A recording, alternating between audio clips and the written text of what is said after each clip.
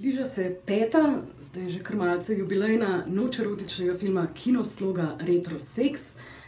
Naš poklon nekoč in še danes legendarnemu Kinosloga, predvsem pa kinematografski erotiki v vseh njenih obrazih in razsežnostih. Letošnja noč bo potekala v duhu in v znamenju treh velikih avtorjev, v nedarju najbolj žlahtnega cveta deklet, kot pravimo, torej njihovih drznih, strastnih, nepozabnih protagonistk in pa seveda, kot veleva tradicija, ponovno na dragocenih arhivskih 35mm filmskih kopijah.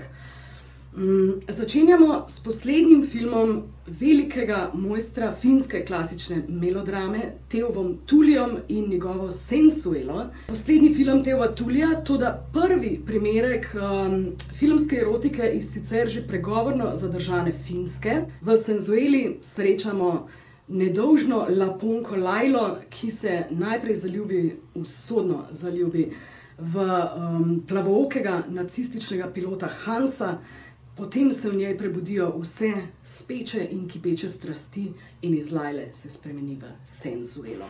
Drugi po vrsti je Tinto Brass, vrhovni italijanski poet filmske erotike in njegova Monella alias radoživa Lola. Lola, utelešenje dekliške drznosti, se na sredi nostalgičnega podeželja v Italiji 50. let na vse pretege trudi, da bi zapeljala svojega zaročenca, pekovskega vajenca Maseta, in še pred poročno nočjo izgubila nedolžnost.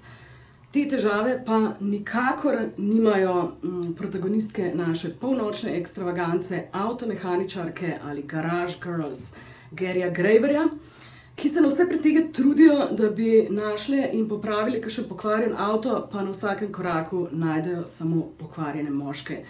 Gary Graver je bil kajpak eden od dveh ključnih in najljubših direktorjev fotografije velikega Orsona Wellesa in Wellesov dober, tesen prijatelj v poznih letih.